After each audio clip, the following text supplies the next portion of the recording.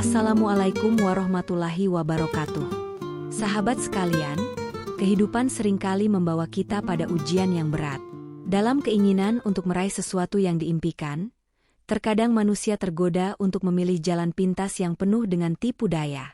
Hari ini, kita akan mengangkat kisah pilu yang mengajarkan kita untuk berhati-hati dan selalu bersandar pada Allah Subhanahu wa Ta'ala. Kisah ini tentang seorang istri yang begitu mendambakan keturunan, hingga rela menyerahkan kehormatannya kepada seorang dukun tua yang mengaku memiliki kemampuan khusus. Dukun ini, meskipun telah lanjut usia dan berstatus perjaka, dikenal di kalangan masyarakat sebagai orang berilmu yang mampu membantu pasangan yang sulit mendapatkan anak.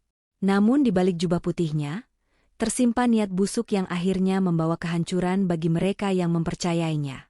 Sebelum kita melanjutkan kisah ini, mari bersama-sama menuliskan sholawat kepada Nabi Muhammad SAW di kolom komentar.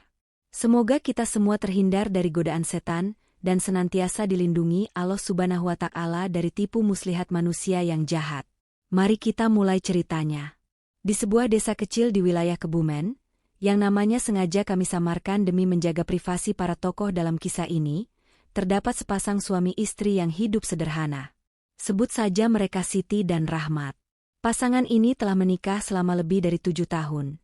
Namun hingga saat ini, mereka belum juga dikaruniai seorang anak. Keinginan untuk memiliki keturunan begitu besar, terutama karena tekanan dari keluarga besar yang terus-menerus mempertanyakan tentang kehadiran seorang buah hati. Siti adalah seorang wanita yang dikenal ramah dan taat beribadah.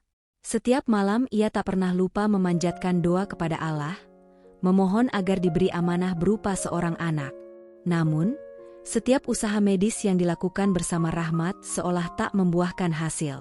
Di sisi lain, Rahmat, suaminya, mulai merasa malu di hadapan keluarga besar. Tekanan ini perlahan menjadi beban dalam rumah tangga mereka, hingga akhirnya mereka berdua mulai mencari jalan lain untuk mengatasi masalah ini. Pada suatu hari, seorang tetangga memberi saran kepada Siti untuk menemui seorang dukun yang tinggal di pinggiran desa. Dukun tersebut, yang dikenal dengan sebutan Mbah Wiryo, sudah lama dianggap memiliki kemampuan membantu pasangan yang sulit memiliki keturunan. Menurut cerita warga, sudah banyak pasangan yang berhasil mendapatkan anak setelah mengikuti ritual yang disarankan oleh dukun tua itu. Walau awalnya ragu, desakan dari keluarga dan lingkungan membuat Rahmat dan Siti memutuskan untuk mencoba mendatangi Mbah Wiryo.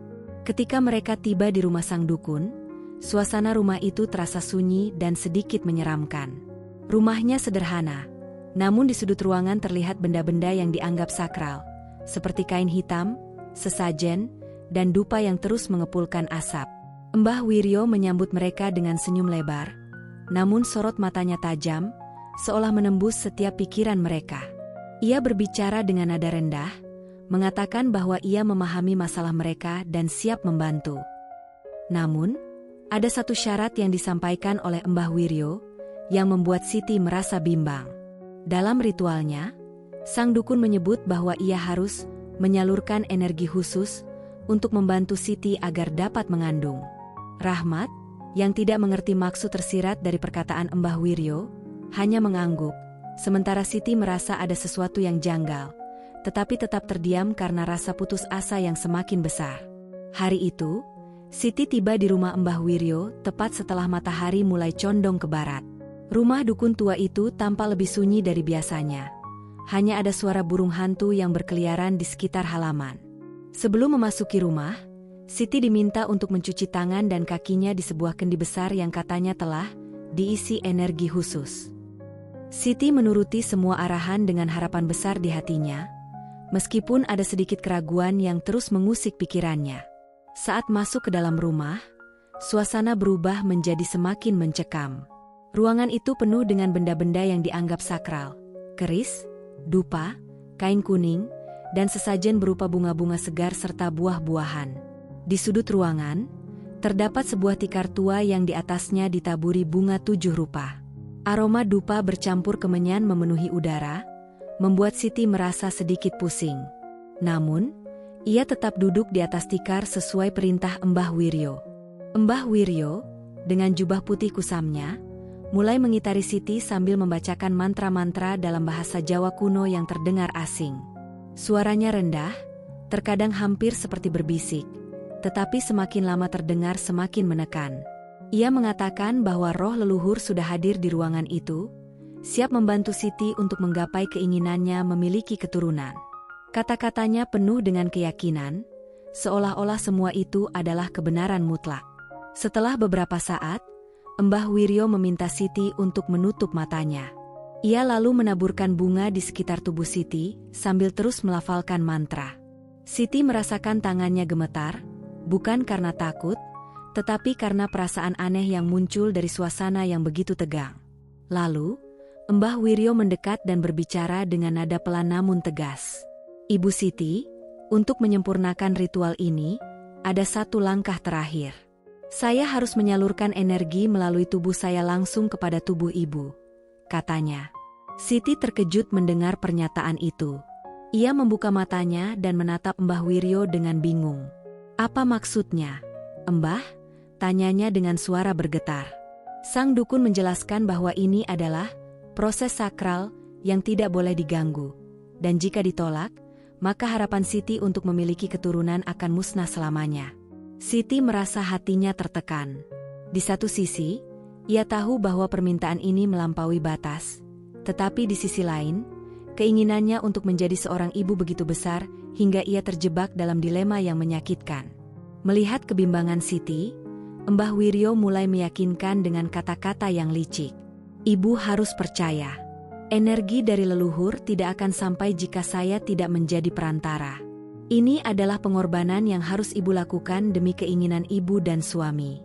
Apa yang kita lakukan ini adalah untuk kebaikan bersama, bukan untuk hal lain, katanya sambil mendekat dengan sikap meyakinkan. Siti akhirnya menyerah pada tekanan itu, meskipun hatinya penuh dengan rasa takut dan keraguan. Ia membiarkan dirinya menjadi korban dari ritual yang sebenarnya hanyalah tipu muslihat Mbah Wiryo untuk memuaskan nafsunya. Ketika ritual berakhir, Mbah Wiryo meyakinkan Siti bahwa dalam beberapa minggu ia akan merasakan tanda-tanda kehamilan. Dengan rasa campur aduk antara malu, takut, dan harapan, Siti meninggalkan rumah dukun itu tanpa mengetahui bahwa dirinya baru saja menjadi korban kejahatan. Setelah ritual selesai, Siti pulang ke rumah dengan perasaan campur aduk. Awalnya, ia merasa malu dan bersalah atas apa yang baru saja terjadi. Namun, seiring berjalannya waktu, ada sesuatu yang berbeda di dalam hatinya. Pengalaman yang ia alami bersama Mbah Wiryo selama ritual terus terbayang-bayang di pikirannya. Ia merasa aneh, tetapi tak bisa menghilangkan ingatan tentang kehangatan yang ia rasakan dari sang dukun tua. Sensasi itu, yang sebelumnya asing bagi Siti, perlahan-lahan membuatnya terbuai. Sementara itu, Rahmat, suami Siti, mulai curiga. Ia merasa Siti menjadi lebih sering melamun, acuh, dan kadang enggan berbicara tentang hasil ritual tersebut. Ketika Rahmat mencoba menanyakan kabar dan perkembangan harapan mereka memiliki keturunan, Siti hanya memberikan jawaban singkat, bahkan kadang tampak terganggu. Hubungan mereka yang sebelumnya hangat kini mulai merenggang. Suatu hari, Siti secara diam-diam kembali menemui Mbah Wiryo dengan alasan ingin memastikan kelanjutan ritual. Namun, dalam pertemuan itu, hubungan mereka semakin mendalam.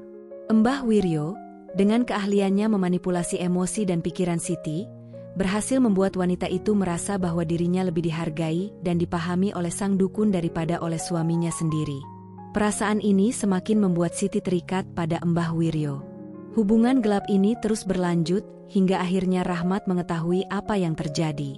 Ia mendapati istrinya diam-diam mengunjungi rumah Mbah Wiryo untuk alasan yang tidak jelas. Setelah didesak, Siti akhirnya mengakui semuanya. Ia mengungkapkan bahwa perasaannya kepada Rahmat telah memudar, dan ia merasakan kebahagiaan yang berbeda bersama Mbah Wiryo. Pengakuan itu menghancurkan hati Rahmat. Rahmat memilih untuk menceraikan Siti. Dalam amarah dan kesedihannya, ia merasa telah dikhianati bukan hanya sebagai suami, tetapi juga sebagai seorang pria yang telah berkorban demi rumah tangga mereka. Siti, di sisi lain, justru memilih untuk menikah dengan Mbah Wiryo, dukun tua berstatus perjaka yang selama ini dianggap orang lain sebagai penolong. Ia merasa bahwa Mbah Wiryo mampu memberikan perhatian dan kepuasan yang tidak pernah ia dapatkan dari Rahmat. Pernikahan itu menjadi perbincangan hangat di desa. Banyak warga yang terkejut, bahkan mencibir keputusan Siti yang meninggalkan Rahmat untuk seorang dukun tua yang sebelumnya dianggap sebagai sosok sakral. Namun, Siti tampak tidak peduli. Ia merasa bahwa keputusannya adalah yang terbaik untuk dirinya sendiri, meskipun pada kenyataannya ia telah terjebak dalam pengaruh manipulasi dan kebohongan. Setelah beberapa bulan menikah dengan Mbah Wiryo, Siti mulai merasakan perubahan yang tidak ia duga sebelumnya. Di awal pernikahan, dukun tua itu masih memberikan perhatian yang membuat Siti merasa dipuja. Namun, perlahan-lahan, semua itu berubah. Mbah Wiryo mulai menunjukkan sifat aslinya sebagai pria egois yang hanya peduli pada dirinya sendiri. Siti, yang awalnya berharap kehidupan barunya akan membawa kebahagiaan, justru mendapati dirinya sering ditinggalkan sendirian. Masalah semakin rumit ketika Siti akhirnya hamil. Awalnya, ia mengira kabar kehamilannya akan membuat Mbah Wiryo lebih memperhatikan dirinya. Namun, dukun itu justru terlihat tidak peduli. Dengan dingin, ia berkata, "Itu urusanmu. Aku sudah cukup repot dengan urusan pasien-pasienku." Kata-kata itu menghancurkan hati Siti. Ia merasa seperti orang asing di rumahnya sendiri, tanpa cinta dan perhatian yang pernah ia dambakan. Saat bayi mereka lahir, keadaan semakin buruk. Mbah Wiryo jarang pulang ke rumah, lebih sering menghabiskan waktu melayani pasien atau sekadar berkunjung ke tempat-tempat yang tidak jelas. Ia bahkan tidak membantu Siti merawat anak mereka, meninggalkan semua tanggung jawab pada wanita itu. Siti, yang kini hidup tanpa dukungan emosional maupun finansial, mulai merasa menyesal atas keputusan yang telah ia ambil. Puncaknya terjadi ketika seorang pasien baru datang ke rumah mereka. Wanita itu adalah seorang janda tua yang dikenal kaya raya di desanya. Ia datang dengan tujuan meminta bantuan Mbah Wiryo untuk menyembuhkan penyakitnya yang tidak kunjung sembuh. Namun, tanpa sepengetahuan Siti, Mbah Wiryo melihat ini sebagai kesempatan untuk mendapatkan keuntungan lebih besar. Ia mulai mendekati wanita tersebut, menawarkan perhatian lebih dan menjanjikan kesembuhan, asalkan wanita itu mengikuti semua sarannya. Tidak butuh waktu lama, hubungan antara Mbah Wiryo dan wanita kaya itu berkembang. Dengan alasan bahwa pernikahannya dengan Siti tidak lagi harmonis, Mbah Wiryo menikahi janda kaya itu tanpa rasa bersalah. Siti, yang sudah terpuruk, kini merasa benar-benar ditinggalkan. Ia bersama anaknya hidup dalam kesulitan, sementara Mbah Wiryo menikmati kemewahan baru bersama istri barunya. Tetangga dan warga sekitar mulai mengetahui kisah ini, dan cibiran terhadap Siti semakin menjadi-jadi. Banyak yang mencapnya sebagai wanita bodoh yang rela meninggalkan suaminya demi dukun tua yang tidak memiliki masa depan. Namun, cibiran itu tidak sebanding dengan rasa sakit yang dirasakan Siti akibat pengkhianatan dan penelantaran yang ia alami. Kehidupan Siti menjadi pelajaran pahit tentang bagaimana keputusan yang diambil tanpa pemikiran matang dan dorongan keputusasaan dapat menghancurkan segalanya. Setelah pernikahannya dengan Mbah Wiryo berakhir dengan cara yang menyakitkan, Siti memutuskan untuk tidak lagi bergantung pada siapapun. Ia mengumpulkan sisa-sisa kekuatannya untuk melanjutkan hidup bersama anaknya yang masih kecil. Dengan segala keterbatasan yang ada, ia pindah dari desa tempat tinggalnya, berharap dapat memulai kehidupan baru di tempat yang jauh dari kenangan pahit. Di kota kecil yang ia tuju, Siti mulai bekerja serabutan.